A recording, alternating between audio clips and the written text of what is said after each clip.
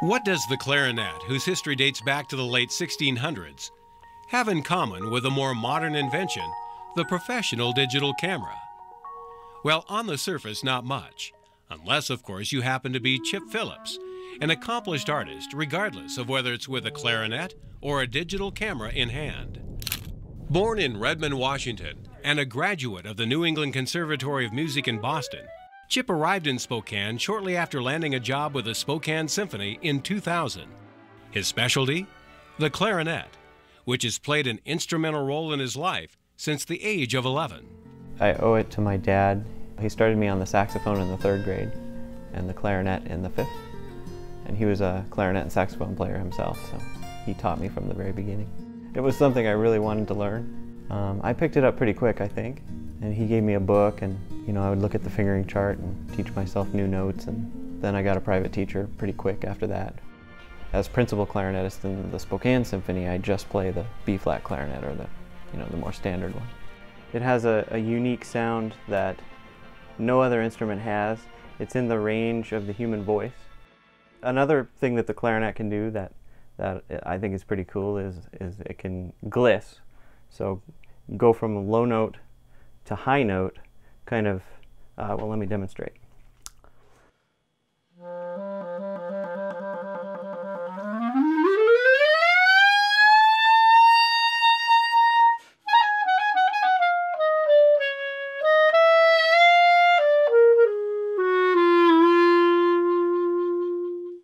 Glissando is sliding from one note up or down to another.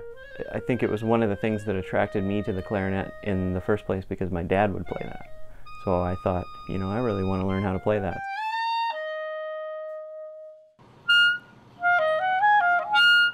Along with his passion to perform, Chip also enjoys teaching the clarinet, an instrument that can be difficult to master. Try it one more time. At present, he's a professor of clarinet at Gonzaga University. One of the more difficult things to teach, I think, is musicality, phrasing, making something sound musical or like it's from the heart, not just mechanical or notes on a page. I mean, it's something that I always try and achieve in my own playing, for sure.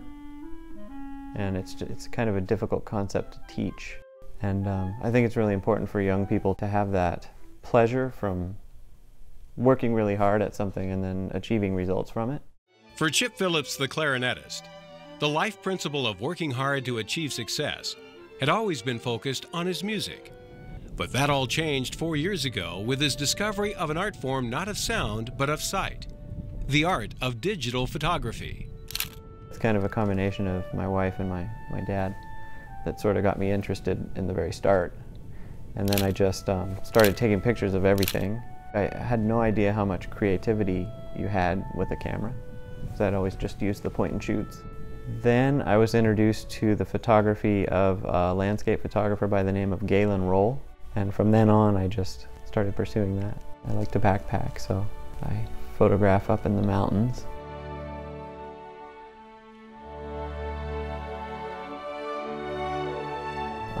I love the ocean.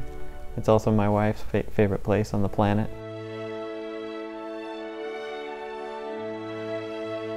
And the Palouse, of course, is probably, I would have to rank that as one of my favorites for sure.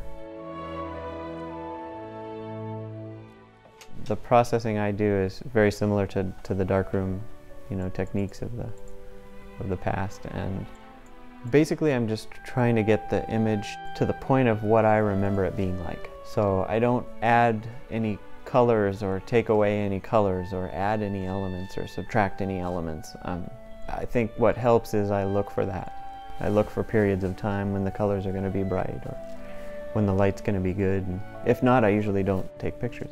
I mean, if I got 10 really good keepers per year, I think I'd be happy. On a sensory level, it's true music and photography are two distinct art forms.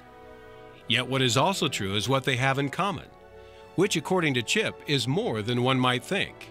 Yeah, absolutely. In music, when I'm performing, either alone or in the orchestra, I think the main thing to make the performance successful is to stir up an emotional response in the listener, just like photography. I also think a picture is successful if it makes the viewer want to kind of enter the image and explore the image and look around, enjoy the experience. In photography, you know, conditions change really fast. Sometimes you only have a few seconds of opportunity to make the most of things, and you know, when things start to get like that, my heart starts to kind of pound and I get butterflies in my stomach. In music, very similar. When the piece that we're playing has a lot of just pure sound coming from behind me, my heart starts pumping. It's a pretty good feeling. Something else that music and photography share between them is the extremely important and demanding concept of composition. In music, in the symphony, in classical music, I have set elements. I have to play those notes. I can't play any notes that aren't on the page. So within that set of notes, that guideline, I have creativity. Now with landscape photography, I have, you know, the mountains, I have the trees, and you know, I have the foreground, and I can't move it. So what I have to do is I have to walk around, I have to switch lenses, and I have to figure out how I want to portray that scene with those set elements. These days, whether he's performing on stage with his clarinet or out in the field on a mountaintop with his digital camera, Chip Phillips is an extraordinary artist who's hard at work creating keepers.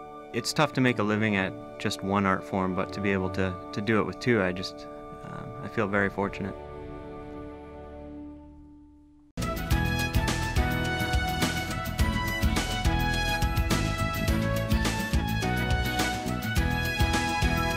If you have an idea for Northwest Profiles, send it to KSPS TV, 3911 South Regal, Spokane, Washington 99223. Northwest Profiles is a presentation of KSPS Public Television.